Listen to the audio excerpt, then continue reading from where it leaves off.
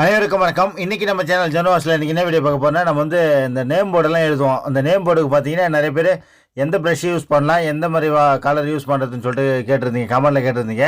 அதுக்காக தான் இந்த வீடியோ. நம்ம நேம் போர்டெல்லாம் எழுதும்போது பார்த்தீங்கன்னா நம்ம வாட்டர் பேஸை யூஸ் பண்ணலாம்.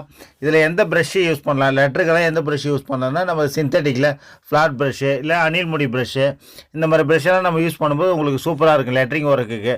அது ரஃப் செட் ப்ரஷ்ஷெல்லாம் வாங்காதீங்க. நைஸ் ஃப்ளாட் மாதிரி ப்ரஷ் வாங்கி நீங்கள் அந்த மாதிரி யூஸ் பண்ணிங்கன்னா உங்களுக்கு சூப்பராக இருக்கும். இதில் எதில் யூஸ் பண்ணுறது எல்லாமே பார்த்தீங்கன்னா வாட்டர் பேஸ் மட்டும்தான். நேம் போர்டு எல்லாமே நீங்கள் வாட்டர் பேஸ் யூஸ் பண்ணுங்கள்.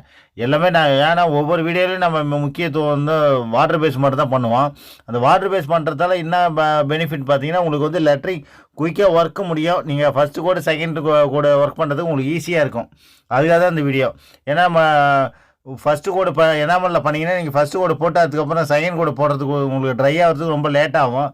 இந்த மாதிரி வாட்டர் பேஸில் பண்ணும்போது உங்களுக்கு சூப்பராக இருக்கும். அதனால் நீங்கள் இந்த மாதிரி நேம் போர்டுக்கு இந்த ஃப்ளாட் ப்ரஷ்ஷு, நைஸ் ஃப்ளாட்டு, இந்த அணில் முடி இந்த ப்ரஷ் வாங்கி யூஸ் பண்ணி பாருங்கள். கலர் பார்த்தீங்கன்னா வாட்டர் பேஸ் கலர் யூஸ் பண்ணுங்கள். வீடியோ நீங்கள் ஃபுல்லாக பாருங்கள், அப்போ தான் உங்களுக்கு புரியும். பெயிண்டிங் ஆர்ட் டிசைன் சம்மந்தமான தகவல்களுக்கு நம்ம சேனல் ஜனு ஆர்ட்ஸ் மறக்காமல் சப்ஸ்கிரைப் பண்ணுங்கள். தேங்க்ஸ் ஃபார் வாட்சிங். நன்றி, வணக்கம்.